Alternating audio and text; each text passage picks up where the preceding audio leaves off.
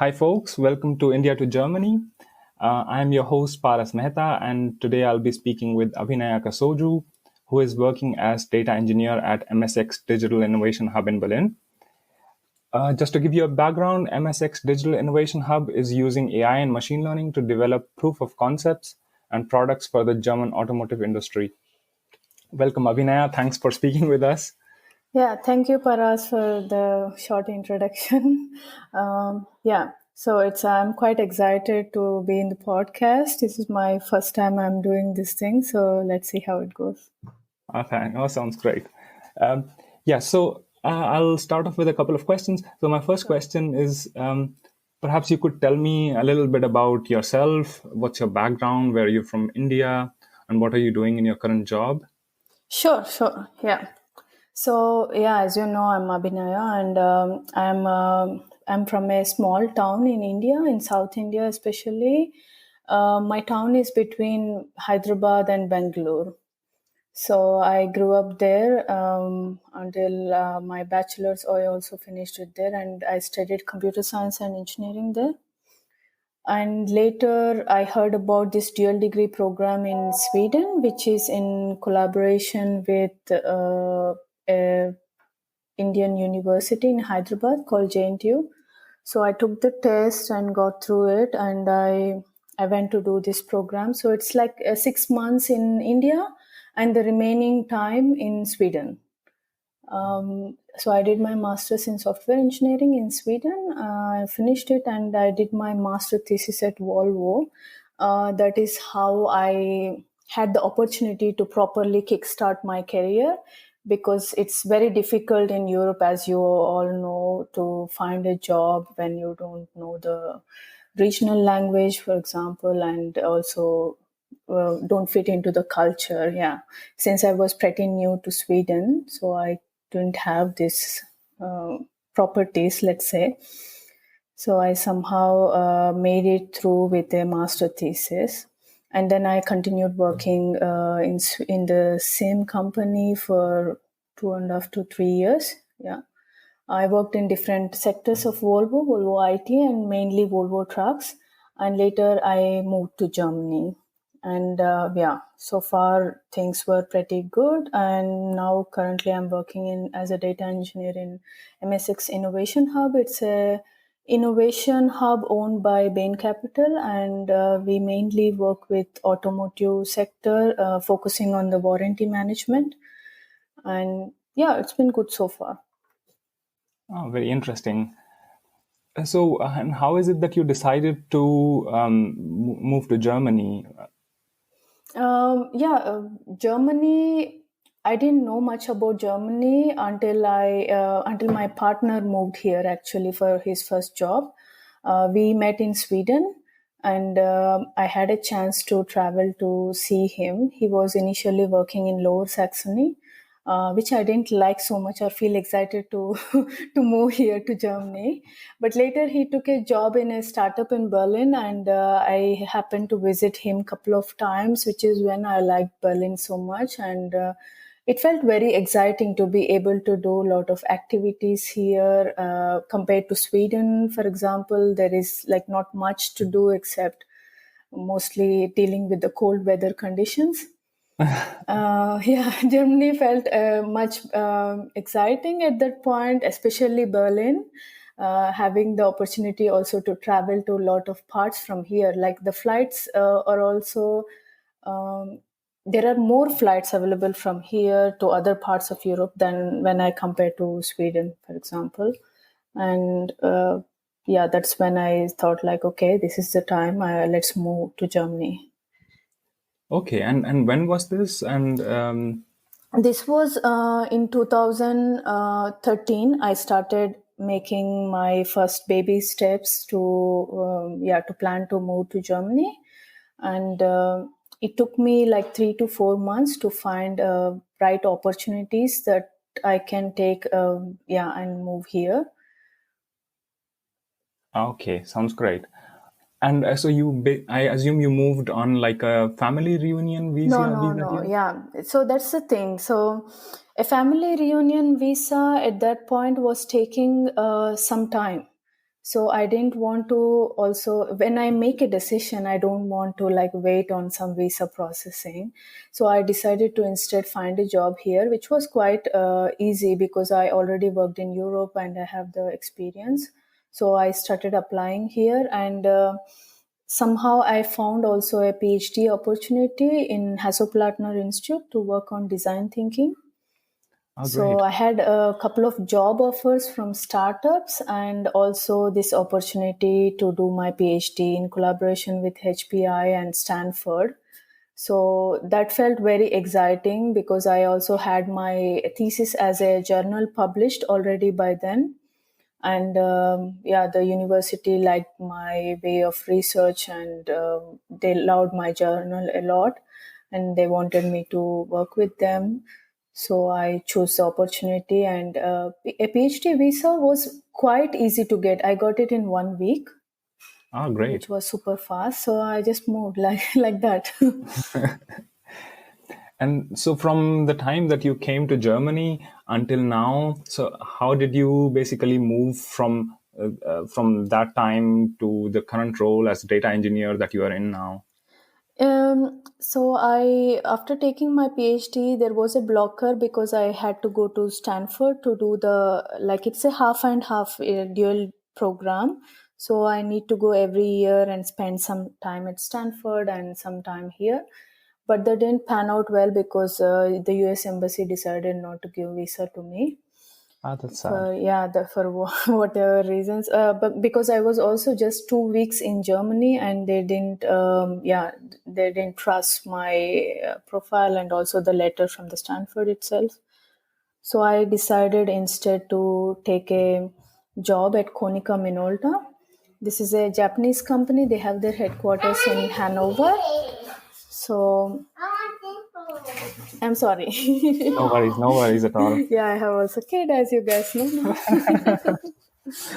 So yeah, I worked there for 2.5 years as a software engineer, and also partly doing a lot of technical product management. And then then we were very bored in Hanover. And for example, yeah, we had a kid already by then, and I was completely bored because I was having deja vus. I was seeing the same people every day.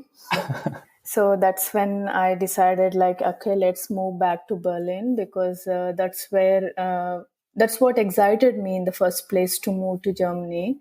So we moved back here, and I took a job in a automotive parts manufacturing company as a database engineer. And later I felt like, okay, why not try data profiles, because I was already doing this database management before, and I was doing a lot with databases and stuff in Konica Minolta. So I tried for a job in the data engineering field, although it was not very easy to crack in. So I had a couple of interviews, and yeah, I got an offer from Motion Logic, which is a subsidiary owned by Deutsche Telekom. It felt very interesting that I will have the opportunity to work with big data, and especially with the technology like Spark.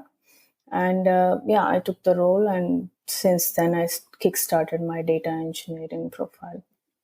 Great. And after Motion Logic, you moved to your current role. Yeah. So this year in the beginning, I wanted new challenges. So I decided to move to other company, and I found this offer really exciting with the MSX Innovation Hub because we get to work with big clients and different clients. And it's always a different type of data that we are dealing with. And yeah, this is what I felt like is the right thing to do at this point of my career. Okay, great.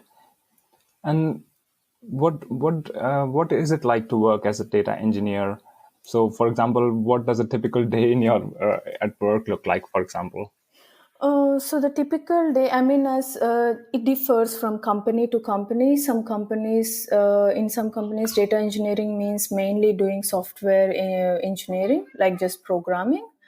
But in some companies, it's pretty different. Like you need to understand what the customer wants and try to develop a data schema that fits the customer, and also try to uh, fit this into the product that you are selling. So that's the main aspect I deal on a day-to-day basis. I at the moment, at least, I don't do so much programming. It's not required to. What I do on a daily basis is try to understand customer requirements, try to understand their data, and manipulate whatever ETL flow we have. But in Motion Logic, I was doing like 100% programming, because we knew what the customer want and we were just working towards the direction. But MSX Innovation Hub is still working pretty new with the customers. I mean, we are still at the POC stage. So this needs a lot of refinement in terms of the data, in terms of our models as such, in terms of our schema. So yeah, this is very exciting for me to work from the inception stage. Okay. And so you already mentioned Spark. Are there any other technologies, like in your current role or previous roles? So what kind of technologies do you work with? Um, at the moment, we have a Airflow kind of product that we can just plug and play stuff. So we can do a ETL process like a extract, transform, load, or we can do an ELT process, whatever is required for the customer. But with Spark, there is like one disadvantage, that you can always do only ELT, which means for very simple use cases, you don't want to use Spark every time, because it takes a lot of time for processing and setting up. And some customers don't even like using a cloud platform. They wanted everything to run on their private servers, which is not really feasible using Spark, because you need like huge servers and large amount of memory for the distribution processing to kick in. So that's why we use Scala along with microservice-based architecture, which we call as MScale. It's a product in itself, and it's more similar to Apache Airflow. Okay. Sounds great. And I use a lot of Kubernetes, as you know, this is a microservice architecture. So Kubernetes and Scala, and mostly working along with the MScale product. Okay. All right. So in a slightly different direction, what is your impression about working in Germany, about work life in Germany? Yeah, I mean, I had different impressions at different times. So initially, I didn't like it so much, because I was working. Well, my first job was in Sweden, and it was very different. The work-life balance is much more relaxed there, and also people focus more on the process than on writing code itself. I mean, the coding part comes in the very end of in any software company. You work there in Sweden, and everything is very well planned. But here in Germany, it's very different, because you jump into coding first, and then you start processing and planning how to make the process work. So it's quite different. I also found like Germans can be very straightforward, which is also sometimes, which also feels rude. Let's Yeah. keep it this way.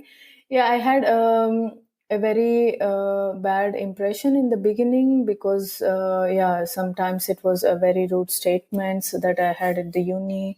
But I somehow went over that phase. And when I was working at Konica, I was working more in a EU atmosphere. I mean, where people from different countries within EU were working in the company, because it was a EU headquarters. And it was so much better compared to my previous work experience in the uni, because I had more colleagues who were coming from different cultures, and obviously was not really a rude environment either. So we had a lot of clubs we set up, where we were playing badminton and tennis and whatever we like, and we planned a lot of activities to have this team feeling. So I started liking working in Germany from that point onwards. It was really nice, like a family setup. And later, when I also moved to Motion Logic, we had, yeah, there were a lot of colleagues who were from different cultures, and were also thinking in same direction. So I loved working in Berlin because it was more diverse, and diversification, I believe, leads to innovation and also leads to much healthier work environments, for example. Yeah, that's very true. Yeah, Yeah. very true. And yeah, since then it's so I do understand why things why there are many rules here in Germany, because you once you follow everything step by step, then you don't have to go back to the previous step and do everything again. So the bureaucracy has a sense because there are too many people. But initially it was quite difficult for me to deal with bureaucracy too, because in Sweden there is no bureaucracy at all. You just are assigned with an ID and everything flows through the ID. But here I came with one paper and now I have 10 files. Okay. But yeah, that's what it is. You need to always work through your lists and understand what needs to be done in terms of bureaucracy, and it works smoothly now. Okay. Yeah, yeah. Interesting. And so, specifically, I mean, from an Indian point of view, were there any advantages or any disadvantages or difficulties that you faced as an Indian in Germany? Mm, Not so much. I mean, it. I think most of the times I had interaction with colleagues or yeah, friends. Everybody was very forthcoming. Everybody wanted to help me. Especially Germans, they always offer help, regardless of you if you need it or not. But when they offer help, I think it's a good idea to also take the help, because if you are very clueless, for example. So when I was in Hanover, I had a huge problem finding an apartment. And one of my colleagues helped me a lot. Like he went to through with me to all the viewings, and once I got a contract, he also read it for me and made me understand like the whole contract, how it works, and how to find loopholes if there were any in the contract. So I think it's a good idea to take help from a German if they offer it, or ask for it if they even don't offer it. Who knows? Like maybe they will find some time for you, because some of the bureaucracies are hard to get by due to the German language itself. Sometimes there are many things, like for example, if you take an internet contract and there is a clause that in the end you may have to return the router. If you forget this, then you are completely messed up. Your shufa goes down. So yeah, just keep in mind and ask everything in detail. Many of the people who are selling the products may not explain this, but many Germans know this already. And difficulties, as in, yeah, finding an apartment and this stuff was, I felt it was much easier in Germany than in Sweden, so it was not a difficulty for me, at least. uh, because in Sweden you never even get to view an apartment, so that's the amount of queue they have. So Okay. it might take 2 or 3 years even to view an apartment. Oh, uh, but in Germany, it's pretty quick when it comes to finding a housing. The decisions are made quite quickly, and with respect to also bureaucracy, like for example, if you want a visa or something, because you need a visa always, and if there is an emergency to go back home, like you need to have your visa stamped for for whatever time period you're going. So this can be easily done in Germany, at least. Like if you go stand in the line very early in the morning, then you could be done with it. But in Sweden, this was not possible. I was waiting like 1 year stuck in Sweden because I didn't have my visa, and this okay. was still in processing. So compared to other countries, I have a better impression of Germany. Although many folks who come from India may have a different opinion. There are difficulties in terms of bureaucracy, but always get help when you need help. Ask for it, then you'll definitely get from somebody or the other. Okay. And what would be your advice to fellow Indians who are looking to move and work in Germany? Um, I think Germany is a pretty decent country if you're willing to put some effort in learning the language, which I didn't also do actually, but I'm still surviving. So that's like an example, like people can survive because many people have this idea that, okay, if even if you have to live in Germany, then you need to know German. No, this is a true. This is not true. Actually, this is a complete big myth. If you especially want to live in Berlin, you don't need German at all.